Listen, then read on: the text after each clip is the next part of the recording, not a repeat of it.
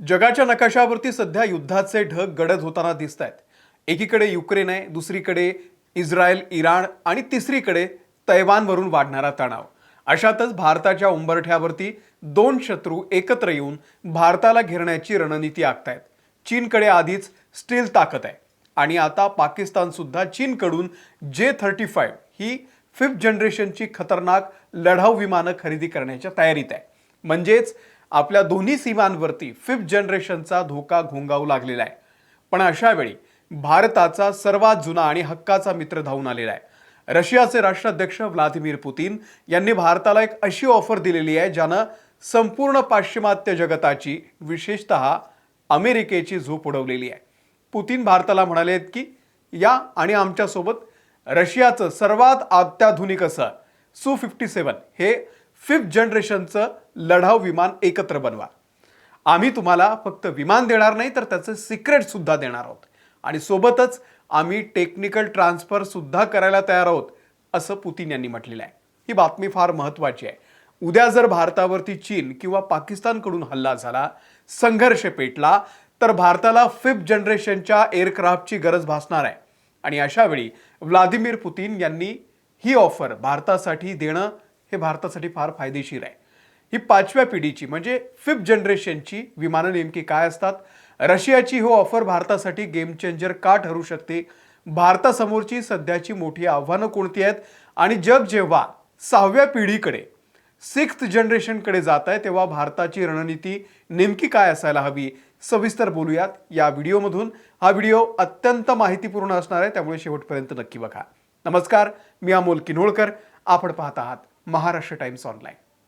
आपण मोबाईलमध्ये 4G 5G ऐकतो, तसंच फायटर जेट्समध्ये सुद्धा जनरेशन म्हणजे पिढ्या असतात.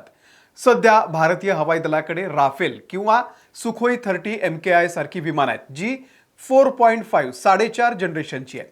मग या 5व्या पिढीमध्ये काय खास असतं ते तुम्ही सुरुवातीला समजून घ्या. याची 3 वैशिष्ट्ये आहेत.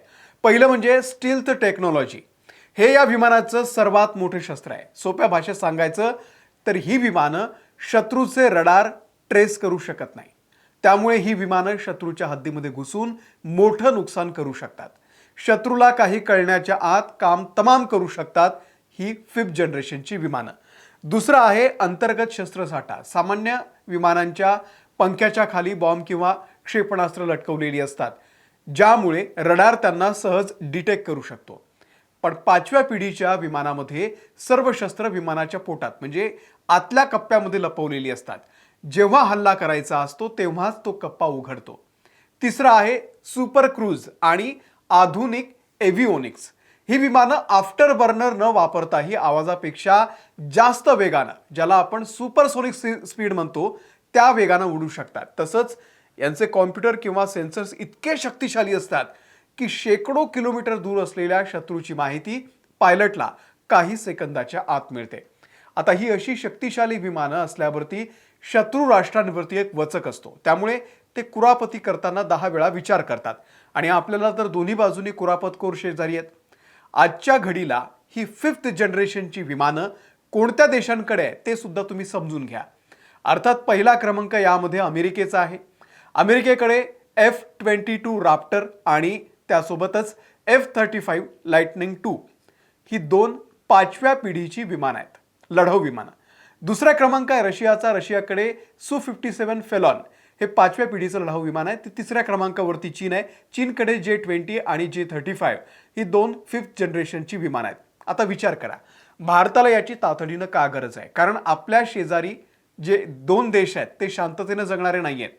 चीनकडे आधीच J-20 ही 5व्या पिढीची विमानं मोठ्या संख्येनं आहेत आणि ती तिबेटच्या पठारावरती म्हणजे भारताच्या सीमेवरती तैनात करण्यात आलेली आहे. चिंतेची बाब ही आहे की चीन आता पाकिस्तानला सुद्धा आपलं हे जे नवीन आहे J-35 AE हे स्टील्थ फायटर जेट देण्याच्या तयारीत आहे. जर पाकिस्तानकडे 5व्या पिढीचं स्टील्थ विमान आलं तर भारताच्या हवाई संरक्षणावरती मोठा ताण येईल, कारण आपल्याकडे अद्याप एकही 5व्या पिढीचं विमान नाही आहे. भारताचा स्वतःचा 5व्या पिढीचा विमान प्रकल्प आहे ज्याचं नाव आहे AMCA advance medium combat aircraft. Bharat विमान स्वतः बनवतोय, ही अभिमानाची गोष्ट आहे. पण हे विमान प्रत्यक्षात भारतीय हवाई दलाच्या सेवेमध्ये सामील व्हायला 2035 उजाडणार आहे. प्रश्न असा आहे की आजपासून 2035 ही 9 वर्षांची मोठी जी दरी आहे ती भारत कशी भरून काढणार आहे. 9 वर्ष शत्रू थांबणार नाही. याच दरीचा फायदा घेऊन आता भारताला रशियानं ही ऑफर दिलेली आहे. पुतिन यांनी स्पष्ट शब्दात सांगितलेलं आहे की आम्हाला भारताला हे विमान द्यायला आणि त्याची टेक्नॉलॉजी एकत्र डेव्हलप करायला काहीच अडचण नाही आहे. स्वतः पुतिन ऑफर देत आहेत. पण थोडंसं आपण जर इतिहासात गेलं तर 2018 पूर्वी भारत आणि रशिया एकत्र मिळून FGFA 5th generation fighter aircraft नावाचा एक प्रकल्प राबवत होते, जो या Su-57 वरतीच आधारित होता.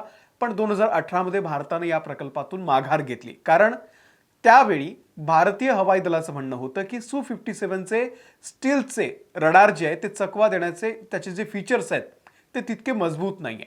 रशिया भारताला विमानाचं इंजिन आणि मुख्य तंत्रज्ञान देण्यास टाळाटाळ करत होता. खर्चावरून देखील वाद होता. पण आता परिस्थिती बदललेली आहे. रशियानं Su-57 ला युक्रेन युद्धामध्ये प्रत्यक्ष वापरलेलं आहे. त्यातल्या त्रुटी त्यांना कळलेल्या आहेत आणि सर्वात महत्त्वाचं म्हणजे पाश्चिमात्य देशांच्या निर्बंधांमुळे रशियाला आता भारतासारखा एक विश्वासू आणि श्रीमंत भागीदार हवाय. म्हणूनच पुतिन भारताला याची टेक्नॉलॉजी द्यायला सुद्धा तयार आहे. आता यामध्ये जिओ पॉलिटिक्स कसं गुंतलंय ते पहा. गेल्या वर्षी जेव्हा पंतप्रधान नरेंद्र मोदी अमेरिकेला गेले होते तेव्हा अमेरिकेने देखील भारताला आपलं F-35 हे विमान द्यायला तयार ते होते. पण अमेरिकेच्या अटी फार कडक होत्या. अमेरिका कधीही आपली टेक्नॉलॉजी ट्रान्सफर करत नाही. उद्या जर भारतानं अमेरिकेच्या धोरणांच्या विरोधात एखादं पाऊल उचललं तर अमेरिका विमानांचे सुटे भाग रोखून धरू शकतं. त्यामुळे ती विमानं काही कामाची नाही आहेत. दुसरीकडे जग आता शांत बसलेलं नाही आहे. 5व्या पिढीचं विमान अजून भारताकडे आलेलं नाही आहे आणि तिकडे जगामध्ये 6व्या पिढीच्या विमानाची शर्यत सुरू झालेली आहे. अमेरिका, चीन, ब्रिटन, फ्रान्स, जपान आणि जर्मनी यासारखे देश 6व्या पिढीच्या विमानांवरती काम करतात. ही विमानं तर प्रचंड शक्तिशाली असणार आहे आणि ती मानवरहित असू शकतात, म्हणजे अनमॅन्ड ड्रोन सारखी असू शकतात. त्यांच्याकडे डायरेक्टेड एनर्जी वेपन्स असतील वगैरे वगैरे. पण भारताकडे अजून 5व्या जनरेशनचं सुद्धा लढाऊ विमान नाही हो. त्यामुळे या शर्यतीतून भारत बाहेर पडला तर चीन आपल्याकडे डोळे लावून बसलेलाच आहे. तो वाटच बघतोय आपली कधी एकदा यांच्या हद्दीमध्ये आम्ही घुसतो याची. या शर्यतीमध्ये अमेरिका आणि चीन सर्वात पुढे आहे. त्यांना शक्य ते हवंय, स्वतःकडे हवंय. अशा वेळी जर भारतानं आता रशियाची ऑफर स्वीकारली तर भारताला 5व्या पिढीचं तंत्रज्ञान मिळेल. त्यामुळे भारताला स्वतःचं 6व्या पिढीचं विमान बनवणं भविष्यामध्ये सोपं जाणार आहे. रशियाची ही ऑफर भारतासाठी एक सुवर्ण संधी आहे. भारत आणीबाणीची उपाययोजना म्हणून तात्पुरते 40 Su-57 जेट्स खरेदी करण्याचा विचार करू शकतो.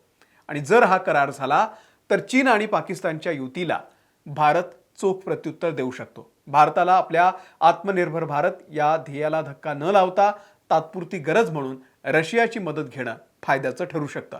तुम्हाला या सगळ्याबद्दल नेमकं काय वाटतंय? भारतानं रशियाच्या Su-57 ची ऑफर स्वीकारली पाहिजे की अमेरिकेच्या F-35 चा विचार करावा की फक्त आपल्या स्वदेशी AMCA विमानाची वाट बघावी? तुमच्या प्रतिक्रिया कमेंट बॉक्समध्ये नक्की कळवा. व्हिडिओ आवडला असेल तर लाईक करा, शेअर करा आणि आमच्या महाराष्ट्र टाइम्स चॅनलच्या या YouTube चॅनलला तुम्ही सबस्क्राईब करायला विसरू नका. धन्यवाद.